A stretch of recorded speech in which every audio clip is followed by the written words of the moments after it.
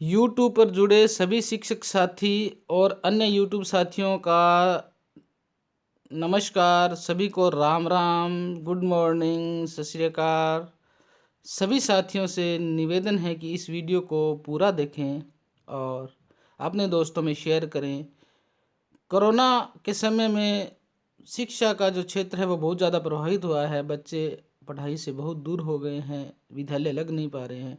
तो शिक्षकों की और अन्य अभिभावकों की भी बहुत समस्याएं थी। उनके लिए मैंने पहले एक वीडियो बनाया था। अब मैं स्माइल 2 के तहत आओ घर से सीखें 2 नंबर वीडियो बना रहा हूँ, जिसमें पोर्टफोलियो कैसे बनाएं, गृह कार्य कैसे भेजें और कैसे देखें, ये सभी पहलू शामिल करते हुए बनाऊंगा। तो साथियों, आप सभी से निवेदन है कि वीडियो को ज़्यादा से ज़्यादा दोस्तों में शेयर करें, लाइक करें और चैनल को सब्सक्राइब करना न भूलें। तो साथियों, सबकी जो समस्याएं थी वो आपके सामने हैं। गृह कार्य कैसे डाउनलोड करें, तो ये सभी के सामने समस्या आ रही है। ग्रुप कार्य में कैसे भेजें, तो गृह कार्य वो ग्रुप में कैसे भेजें। मोबाइल की समस्या है तो उसका भी समाधान करेंगे। और ग्रुप भी छोड़ते हैं सदस्य तो उनको भी मनाना है, उनको भी कहना है। और गृह कार्य भी संग्रहण करना है, वो कैसे करेंगे। पोर्टफोलियो का संधारण कर सकेंगे। और स्माइल 2 कक्षा 1 से 8 है या 9 से 12 है, इसके बारे में हम चर्चा करेंगे इस वीडियो में। तो साथियों, चलते हैं हम पहले हमारे टॉपिक की ओर कि गृह कार्य कैसे डाउनलोड करें। तो साथियों, आपको हमारे इस मोबाइल के डिस्क्रिप्शन में भी लिंक मिल जाएगा। जैसे ही आप इस वीडियो को देखोगे, डिस्क्रिप्शन में जाओगे तो आपको ये लिंक मिल जाएगा अपने कक्षावार जो गृह कार्य दिया गया है कक्षा 1 से लेकर 8 तक। तो सबसे बड़ी बात यही है कि बहुत से साथी पूछ रहे थे कि ये स्माइल 2 कार्यक्रम किसके लिए है। तो मुख्य रूप से यह 1 से 8 तक के लिए पोर्टफोलियो संधारण करने का है और अन्य कार्य करने से संबंधित है, उनको गृह कार्य भेजने से संबंधित है। और जो 9 से 12 है उनके लिए पहले जो स्माइल चल रहा था वही है और उनको कॉल करके उनको गृह कार्य देते रहना है। लेकिन यहाँ पर थोड़ा अलग प्रोजेक्ट के रूप में चल रहा है प्रोग्राम, तो इसको थोड़ा ध्यान रखना है। तो गृह कार्य कैसे डाउनलोड करना है, आपके सामने जो भी आपको लिंक दिखाई दे रहा है, ऐसा लिंक वहाँ पर आपको डिस्क्रिप्शन में भी मिल जाएगा वीडियो के। तो वहाँ पर जाके जैसे ही क्लिक करोगे तो यहाँ पर ये मेल ID मांगेगा और आपको मेल ID पर क्लिक करना है। आपकी मेल ID भरनी पड़ेगी। जैसे मेल ID भर के आप ओके करोगे तो एक नया पेज खुलेगा PDF के रूप में। इस PDF को जितने भी शिक्षक साथी हैं वो गौर करें, क्योंकि हमारे जितने भी बंधु हैं जो जुड़े हुए अभिभावक बंधु हैं उनके पास में मोबाइल की सुविधा बहुत कम है। अगर मोबाइल है उनके पास में, व्हाट्सअप चल रहा है, तो उनके पास में छोटे कीपैड वाले मोबाइल है या फिर अन्य कोई मोबाइल है। तो आप क्या करते हो, उनके पास PDF डाउनलोड करते हो, सेंड करते हो, तो उनके पास वो खुल नहीं पाती है क्योंकि उनके मोबाइल में वो सपोर्ट नहीं करता है। तो आप सभी से यही निवेदन करूँगा कि जैसे ही आप शिक्षक बंधु है वो खोलेंगे PDF को, तो PDF खोलने के बाद में उसका स्क्रीनशॉट ले लें। जैसे स्क्रीनशॉट लेते हैं तो वो एक फ़ोटो के रूप में फॉर्मेट हो जाता है और उस फोटो को आप गृह कार्य के रूप में सेंड करने की कोशिश कीजिए। अगर उसकी क्वालिटी कम है, साफ़ नहीं जा रहा है, तो आप साथ में PDF भी भेज दीजिए। लेकिन सभी के पास PDF वाला मोबाइल नहीं होता है जिनमें PDF चले, लेकिन फ़ोटो तो लगभग सभी जो व्हाट्सअप चलता है उस मोबाइल में खुलता है। तो आप कोशिश कीजिए कि आप उसका स्क्रीनशॉट लीजिए। जैसे आपको मैं स्क्रीनशॉट लेके दिखा देता हूँ। ये देख लीजिए, स्क्रीनशॉट हो चुका है। तो ऐसे स्क्रीनशॉट लेना है और उसको क्या करना है, ग्रुप में शेयर करना है। कैसे शेयर करेंगे, जैसे ये स्क्रीनशॉट आ गया है, आप जैसे स्क्रीनशॉट पे क्लिक करोगे तो यहाँ पर ये शेयर का ऑप्शन आएगा। और शेयर के ऑप्शन पर आते ही जैसे आप ये व्हाट्सअप में शेयर करना चाहते हो तो मैं आपको व्हाट्सअप पर भी शेयर करके दिखा देता हूँ, सेंड टू व्हाट्सअप। और यहाँ पर मैं मेरे खुद के नंबर पर ही भेज देता हूँ। देख लीजिए, ये आ गया यहाँ पर। तो यहाँ लिख दीजिए गृह कार्य, आज का गृह कार्य। तो साथियों, ये चला गया। तो हमारा पहला बिंदु था गृह कार्य को कैसे डाउनलोड करें और कैसे भेजें। तो साथियों, ये हमारा एक मकसद था वो पूरा हो गया। देखो, गृह कार्य चला गया है और इसको फ़ोटो के रूप में हमारे अभिभावक बंधु और हमारे जो बच्चे हैं जुड़े हुए वो भी इसको देख सकते हैं और अपनी नोटबुक लेकर उस पर कार्य कर सकते हैं।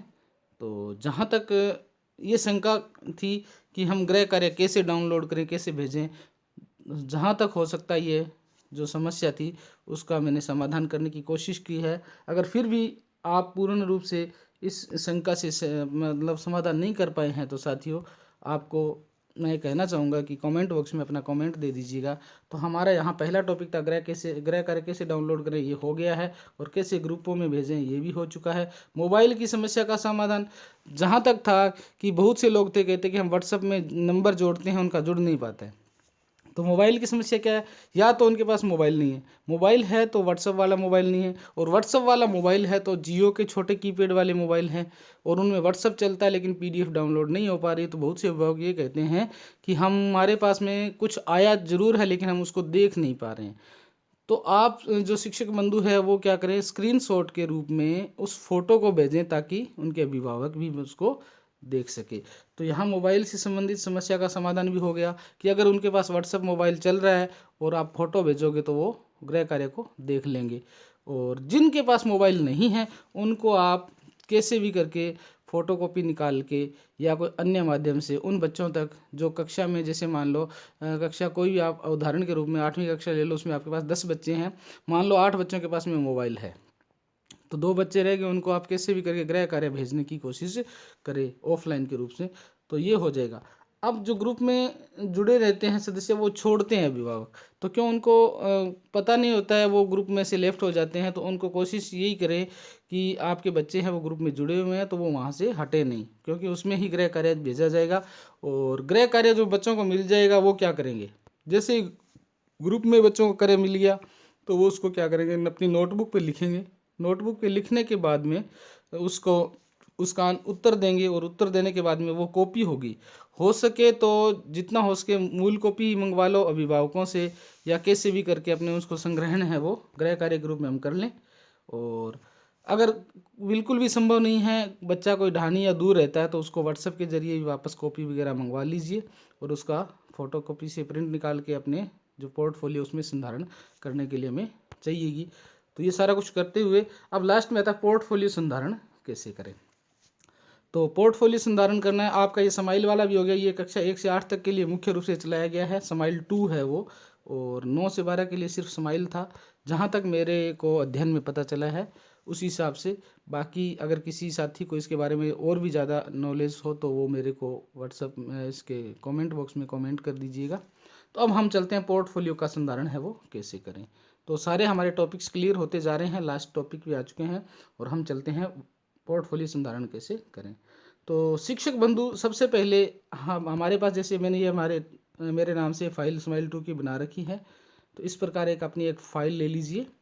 उस फाइल में आपको बच्चों का जो भी गृह कार्य है उसका इंद्राज करना है। तो आप इसमें जो गृह कार्य देते हो जिस विषय का, उसमें उसकी तारीख वगैरह या टिक मार्क कर दीजिएगा, वो अपने हिसाब से आपको समझ में आना चाहिए, दिशा निर्देश जो सरकार के हैं।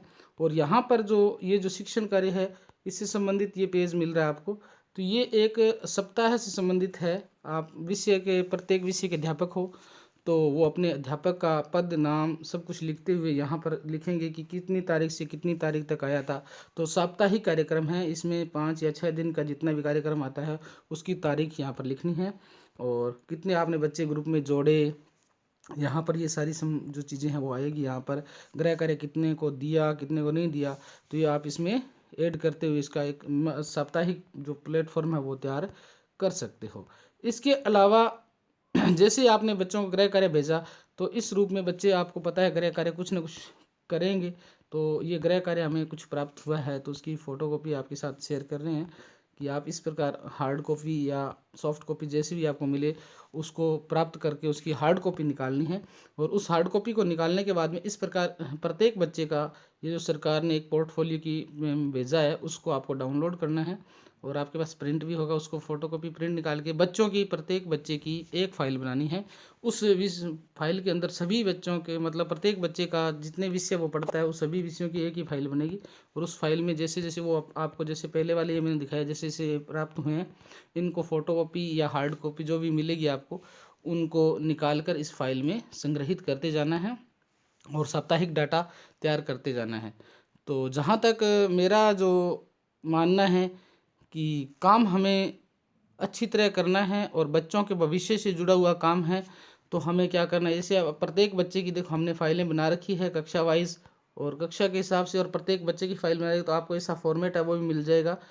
और आपको क्या करना है, जो बच्चों की फाइल है उसमें डाटा जितना भी मिल रहा है उसको संग्रहित करना है, उसका मूल्यांकन करना है, चेक करते रहना है और कॉपी को संधारण करना है, ताकि उसका है वो परिणाम है वो जब भी सरकार मांगे तो हमें उसका उचित परिणाम दे सकें। उनके बारे में हम बता सकते हैं कि कितने बच्चों ने कुछ पढ़ा है, कितने बच्चों ने होमवर्क किया है या नहीं किया है। तो साथियों, जितना हो सके आपको कोशिश करनी है, बच्चों के भविष्य के साथ खिलवाड़ नहीं करना है हमें। जितना हो सके बच्चों के भविष्य के बारे में सोचना है, उनको गृह कार्य देना है और अभिभावकों से बार-बार संपर्क करना है। अभिभावक भी बहुत परेशान हैं, हम बार-बार फ़ोन करते हैं उनके।